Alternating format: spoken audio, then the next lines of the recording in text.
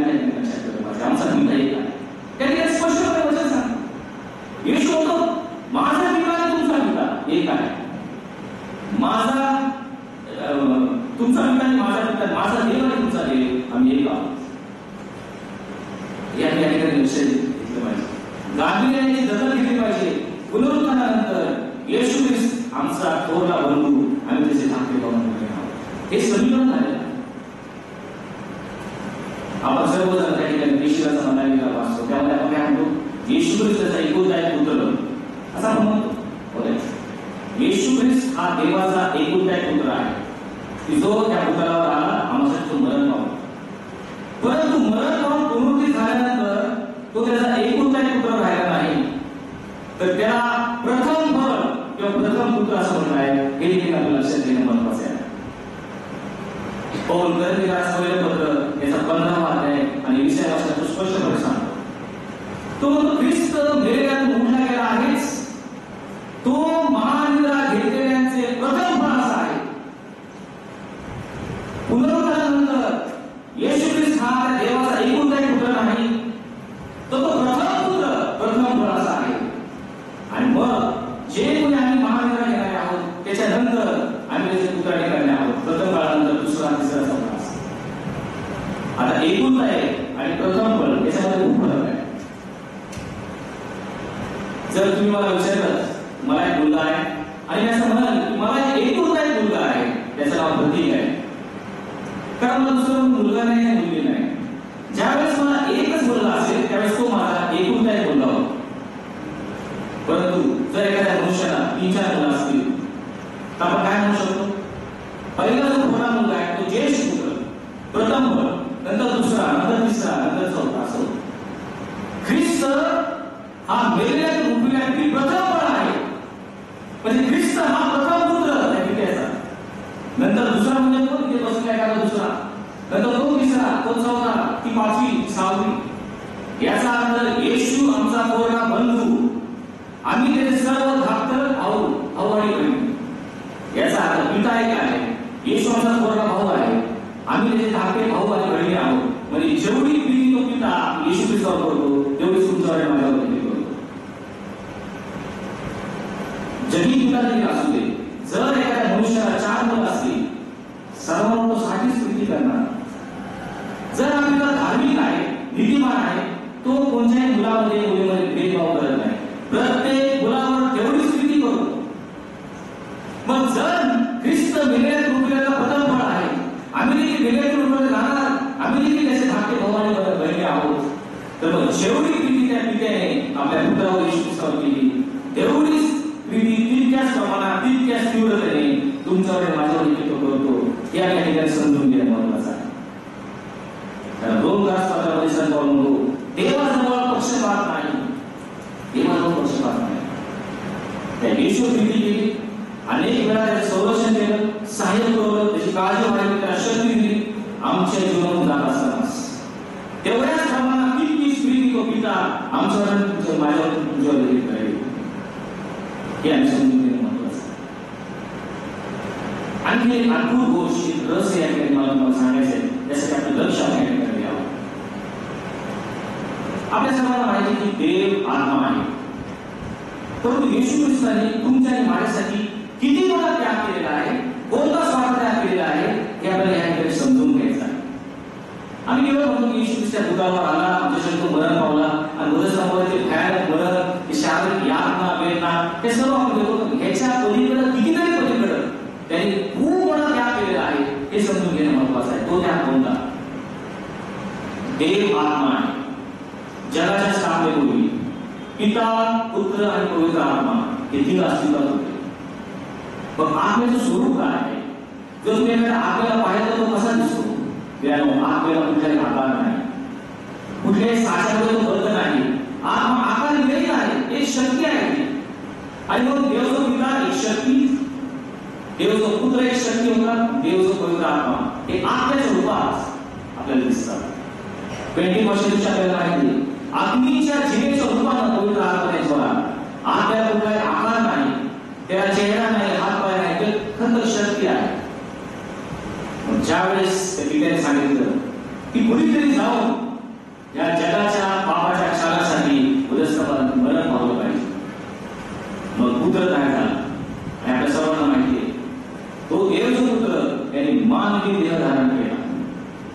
मनुष्य रूपामध्ये त्या जगामध्ये आला, आत्मस्वरूप त्याने सोडलं, सर्व स्वर्गीय वैभव, दैवी शक्ती, सामर्थ्य सर्व काही सोडून मनुष्य रूपामध्ये तुमच्या माझ्यासारखा अशक्त मनुष्य म्हणून त्या जगामध्ये तो आला.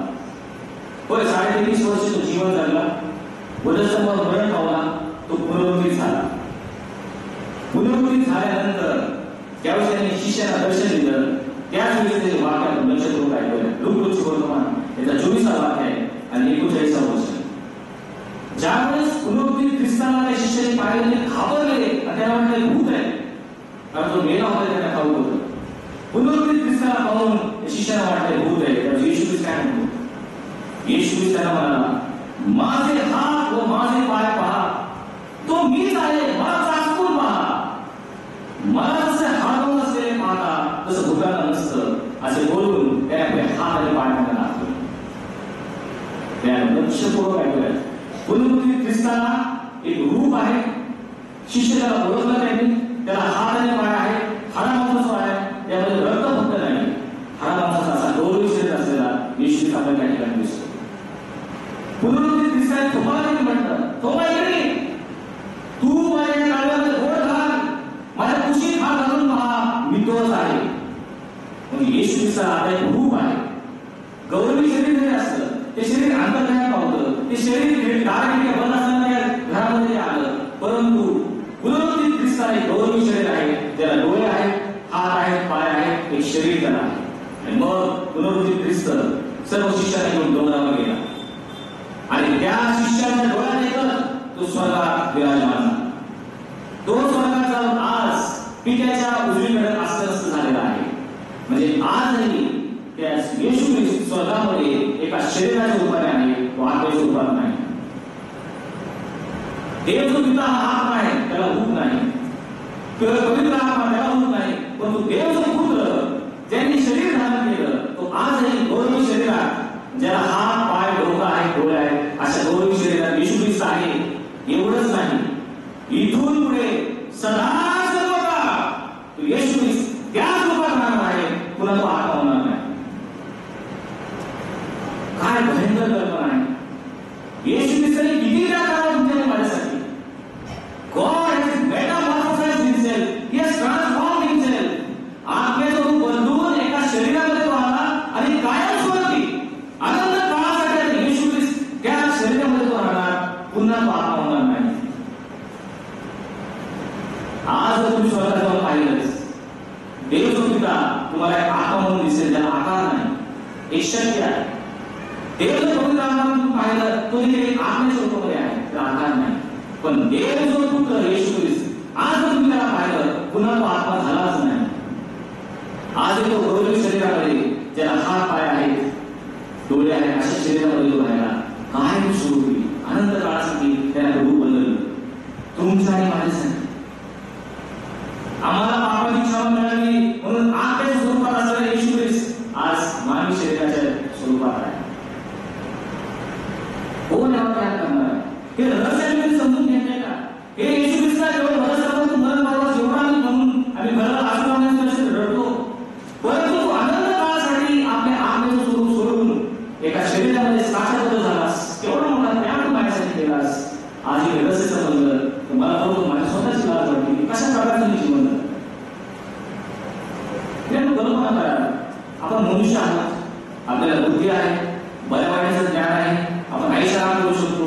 जर तुमच्या तुला असं म्हणतं, तुला आता एक पक्षी म्हणून राहावं लागेल, पक्षी म्हणून पिंजऱ्यात ठेवू, तुला रोज खायला मिळालं, तुला वर्ष राहायला लागणार नाही, पण ते पिंजऱ्यात पक्षी म्हणून राहायचंच आयुष्यभर आणि पिंजऱ्यात राहायचं.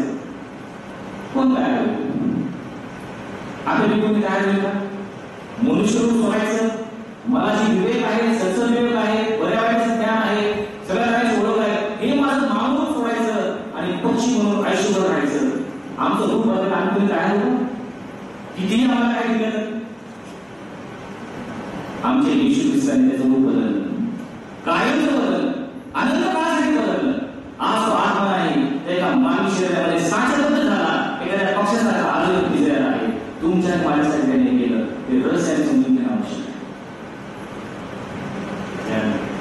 कारण एकच, तो पिता आपल्या ख्रिस्तावर एवढी प्रीती होण्याचं एकच कारण आहे, येशूने आपलं सर्व स्वतःला समर्पण केलं. हे आपण लक्षात ठेवलं.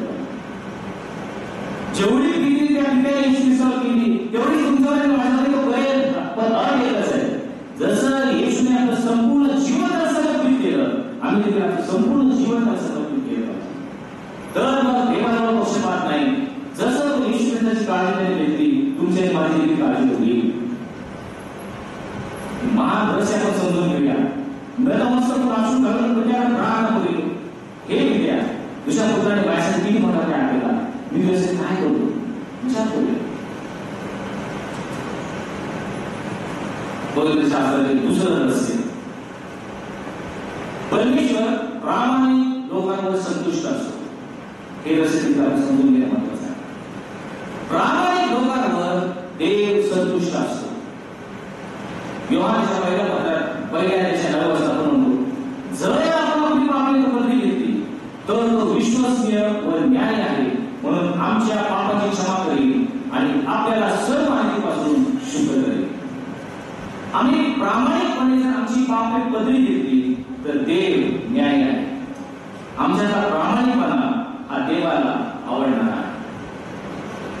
आम्ही परिपूर्ण असावं, परफेक्ट असावं, पवित्र असावं, यापेक्षा आम्ही प्रामाणिक असावं ही देवाची मोठी अपेक्षा आहे. कारण तुम्हाला सांगतो, पवित्र व्हायला, परिपूर्ण व्हायला, देवाच्या पात्रतेवर जायला अनेक वर्ष लागले, आयुष्य निघून जातं. परंतु प्रामाणिक व्हायला एक मिनिट एक सेकंद देखील लागत नाही. आम्ही प्रामाणिक व्हावं ही परमेश्वराची इच्छा आहे. पवित्र आणि परिपूर्ण व्हायला फार वेळ लागणार आहे, अवधी लागणार आहे, अनेक वर्ष लागणार आहे. आम्ही प्रामाणिक असावं. प्रामाणिक लोकांवर देव संतुष्ट असतो. आयुष्यभर चोरी केली, लूटमार केली, दोरडे टाकले, एखादा खून देखील त्याने केला असं आपल्याला माहित नाही. सर्व वाईट प्रकारची कृती त्याने केली. कधी समाजकारण केलं नाही, दान धर्म केला नाही, परोपकार केला नाही, शास्त्र कधी वाचला नाही. शेवटच्या क्षणामध्ये मरण पंधरा टेकलेला असताना तो जो त्या वधसंभावर म्हणतो, अरे तुला देवाचं भय वाटत नाही का? आपण तर आपल्या धर्माची योग्य फळं बघत आहोत. आपल्याला वधसंभार योग्य आहे, कारण आपण चोर आहोत, दुकान आहोत, धोरणीवर आहोत, मरण आपल्याला योग्य आहे. त्या मनुष्याने तर काहीच केलं नाही. आपल्या पापाची कबुली त्या चोराने त्या वधसंभावर दिली. त्याच दिवशी त्याला म्हणतो, मी तुला सांगतो, आज या क्षणी दिवसभर सुखरूप राहशील. आपल्याला असं वाटतं की सुखरूपात फार धार्मिक लोक, नीतिमान लोक, पवित्र लोक, स्वतः फार शास्त्रीय पुरुषाने समजणारे लोक एवढे फक्त सुखरूपात असतील अशी आपली कल्पना असेल आपल्या मनातून काढून टाका. केवळ एवढेच लोक सुखरूपात नाही, तर जे लोक प्रामाणिक आहेत, होय परमेश्वर झकात व्यभिचारी लोक प्रामाणिक होते आणि त्यामुळे सुखरूपात जाते. मी पापी आहे, होय मी पाप केलेला आहे, वाईटात वाईट आणि घाण्यात पाप परमेश्वराने केलेला आहे, मला क्षमा कर असे म्हणणारे लोक तुम्हाला सुखरूपात दिसतील. ते आज समाजाने लोक तुम्हाला सुखरूपात दिसतील.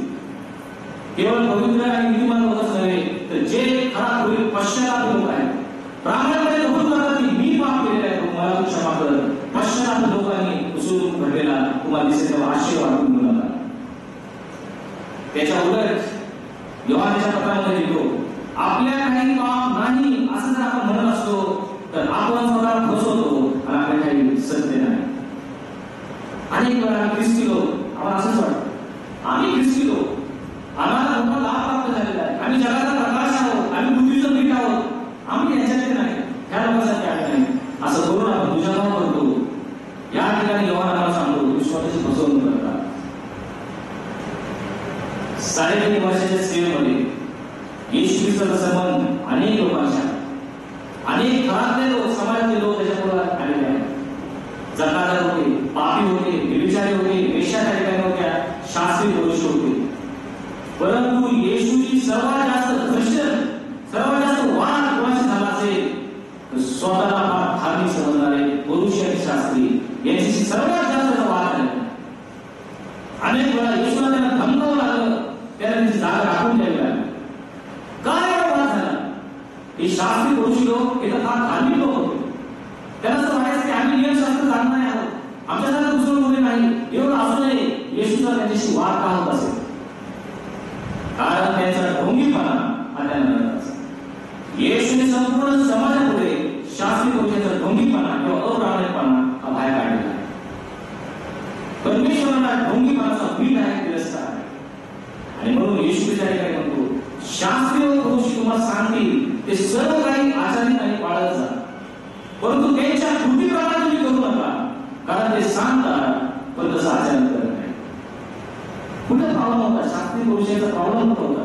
ते सांगतात पण तसं आचरण करत नाही. ढोंगीपणाचं वागणं हे येशू त्यांना दाखवून दिलं. ते सांगतात ते सगळं बरोबर सांगतात, नियमशास्त्र पाठ आहे, 10 आज्ञा पाठ आहे, काय करायचं संपूर्ण माहित आहे, पण ज्यावेळेस ते करायची वेळ येते आचरण ते करत नाही. भक्तीमध्ये सर्व आहे. आम्ही ख्रिस्ती लोक देखील अनेक वेळा असू शकतो, पण आम्हाला सर्व माहित आहे. येशू माहित आहे, तो तारणारा आहे, जगाचा न्यायाधीश आहे, संपूर्ण पवित्र शास्त्र वचनांचे पाठ आहे. पण ज्यावेळेस आचरण करण्याची वेळ येते, कृती करण्याची वेळ येते, त्यावेळेस आमचा अप्रमाणपणा दिसून येतो. कारण आम्ही बोलतोय आणि करतोय, परमेश्वराला ढोंगी होत आवडत नाही. अप्रामाणिकपणाचा भीत त्याला आहे. आणि म्हणून अनेक वेळा येशूने त्या शास्त्रीय पुरुषांना ढोंग्यानं असं म्हणून त्यांना जाब विचार केला. अहो शास्त्रांनो, अहो पुरुषांनो, अहो ढोंग्यानं तुमची केवढी दुर्दशा होता, कारण तुम्ही लोकांना स्वर्गाच्या बदल केले आहे.